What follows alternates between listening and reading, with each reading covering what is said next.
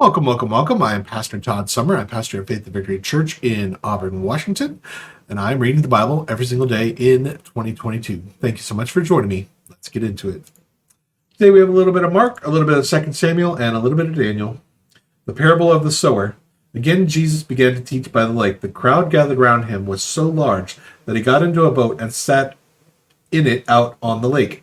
While the people were along the shore at the water's edge, he taught them many things by parables, and in his teaching said, Listen, a farmer went out to sow his seed, and he was scattering the seed. Some fell along the path, and the birds came and ate it up. Some fell on rocky places where it did not have much soil. It sprang up quickly because the soil was shallow. But then the sun came up, and the plants were scorched, and they withered because they had no root. Other seeds fell among the thorns, which grew up and choked the plants, so they did not bear grain. Still others seed fell on good soil. It came up, grew, and produced a crop, multiplying 30, some 60, some 100 times. Then Jesus said, Whoever has ears to hear, let them hear. When he was alone, the 12 and the others asked him about the parables. He told them, The secret of the kingdom of God has been given to you, but those on the outside, everything is said in the parables, so that they may be ever seeing but never perceiving, and ever hearing but never understanding. Otherwise they might turn and be forgiven. Then Jesus said to them, Don't you understand this parable? How then will you understand any parable? The farmer sows the word. Some people are like the seed along the path where the word is sown. As soon as they hear it, Satan comes and takes it away, the word that was sown in them. Others, like the seed down on the rocky places, hear the word and at once receive it with joy. But since they have no root, they last only a short time. When trouble or persecution comes because of the word, they quickly fall away. Still others, the seed sown among the thorns, hear the word, but worries of this life, the deceitfulness of wealth, and the desires for other good things come in and choke the word, making it unfruitful. Others, like seeds sown on good soil, hear the word, accept it, and produce a crop, some 30, some 60, and some 100 times what was sown. 2 Samuel 9. David and Mephibosheth. Mephibosheth, maybe. David asks, Is there anyone left in the house of Saul to whom I can show kindness for Jonathan's sake? Now there was a servant of Saul's household named Ziba. They summoned him to appear before David, and the king said to him, Are you Ziba? At your service, he replied. The king asked, Is there no one still alive from the house of Saul to whom I can show God's kindness? Ziba answered the king, There is still a son of Jonathan. He is lame in both feet. Where is he? The king asked. Ziba answered, He is at the house of Machir, son of Amiel, in Lo Debar. So King David had him brought from Lo Debar, from the house of Machir, son of Amiel. When Mephibosheth, son of Jonathan, the son of Saul, came to David, he bowed to pay him honor. David said, Mephibosheth, at your service, he replied. Do not be afraid, David said to him, for I will surely show you kindness. For the sake of your father Jonathan, I will restore you all the land that belonged to your grandfather Saul, and you will always eat at my table. Mephibosheth bowed and said, What is your servant that you should notice a dead dog like me?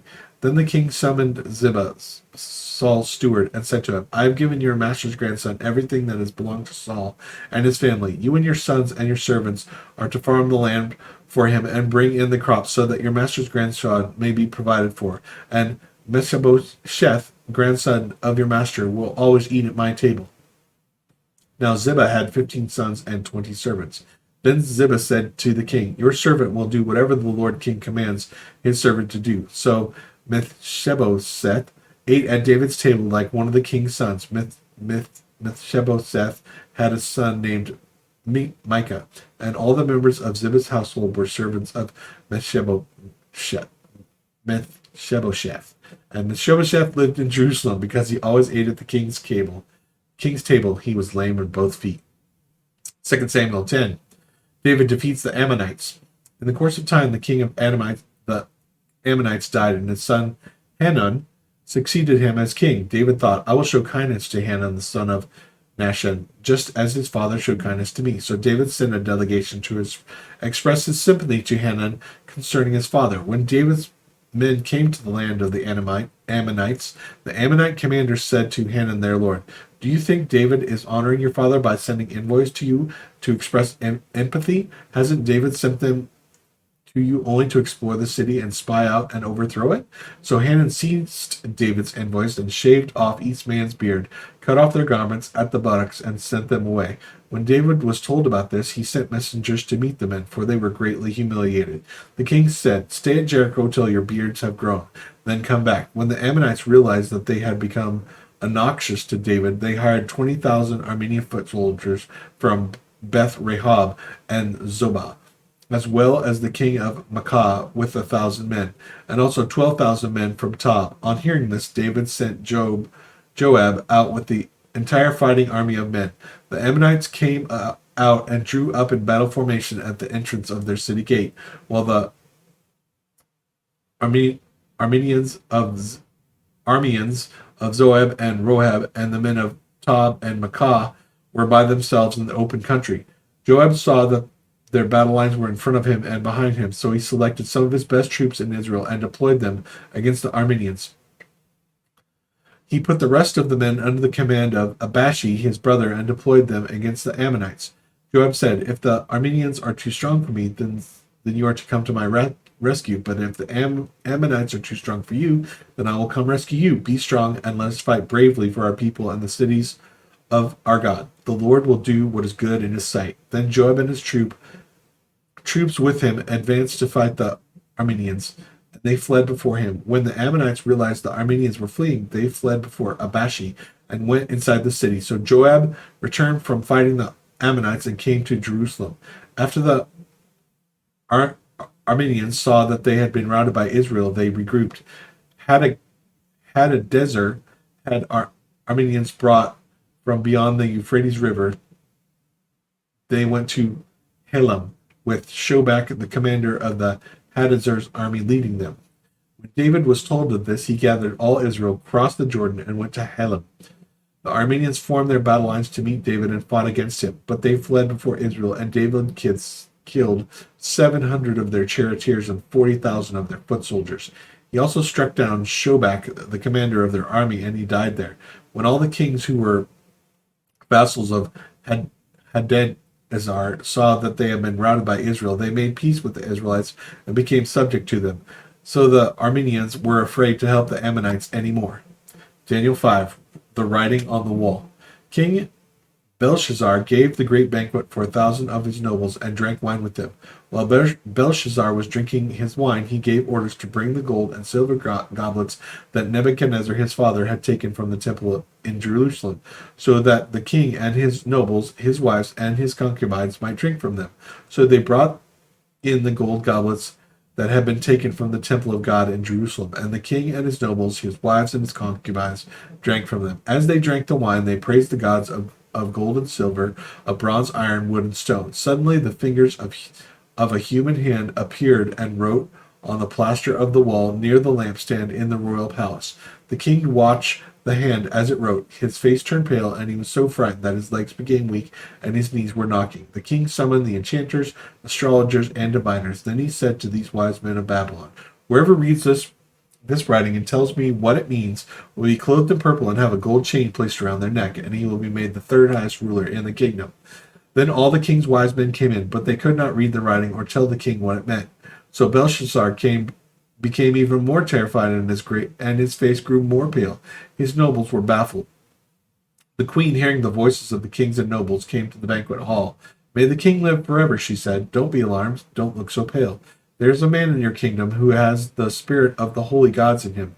In the time of your father, he was found to have insight and intelligence and wisdom like that of the gods. Your father, King Nebuchadnezzar, appointed him chief of the magicians, enchanters, astrologers, and diviners. He did this because Daniel, whom he called Belshazzar, was found to have a keen mind and knowledge and understanding, and also the ability to interpret dreams, explain riddles, and solve difficult problems. Call for Daniel, and he will tell you what the writing means."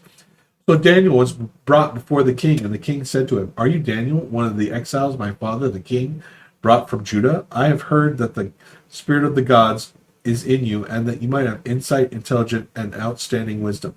The wise men and enchanters were brought before me to read this writing, and I tell me what it means, but they could not explain it. Now that I have heard that you are able to give interpretations and to solve difficult problems, if you can read this writing and tell me what it means, you will be clothed in purple and have a gold chain placed around your neck, and you will be made the third highest ruler in the kingdom. Then Daniel answered the king, You may keep your gifts for yourself and give your rewards to someone else. Nevertheless, I will read the writing for the king and tell him what it means. Your Majesty, the Most High God, gave your father Nebuchadnezzar sovereignty and greatness and the glory and splendor. Because of the high position he gave him, all the nations and peoples of every language dreaded and feared him. Those the king wanted put to death, he put to death. Those he wanted to spare, he spared. Those he wanted to promote, he promoted. And those he wanted to humble, he humbled. But when his heart became arrogant and hardened with pride, he was disposed from the royal throne and stripped of his glory. He was driven away from his people and given the mind of an animal. He lived with wild donkeys and ate grass like an ox. And his body was drenched with the dew of heaven, until he acknowledged that the Most High God is sovereign over all the kingdoms of the earth and sets them over anyone he wishes. But you, Belshazzar, his son, have not humbled yourself. You knew all of this. Instead, you have set yourself up against the Lord of heaven. You had goblets from his temple brought to you, and you and your nobles, your wives, and your concubines drank wine from them. You praised the gods of silver, gold, of bronze, iron, wood, and stone, which cannot see or hear or understand, but you did not honor the God who holds in his hand your life and all your ways. Therefore, he sent the hand that wrote the inscription. This is the inscription that was written. Mene, Tekel, Parson. Here is what the words mean. Mene, God has numbered the days of your reign and brought it to an end. Tekel, you have been weighed on the scales and found wanting. Peres, your kingdom is divided and given to the Medes and Persians. Then at Belshazzar's command, Daniel was clothed in purple. A gold chain was placed around his neck, and he was proclaimed the third highest ruler of the kingdom. That very night, Belshazzar, king of the Babylons, was slain, and Darius the Mede took over his kingdom at the age of 62. Amen, amen, amen. Well, thank you so much for joining me today. I really appreciate it. I would also really appreciate if you gave this video a like and a comment. Have a great day. God bless.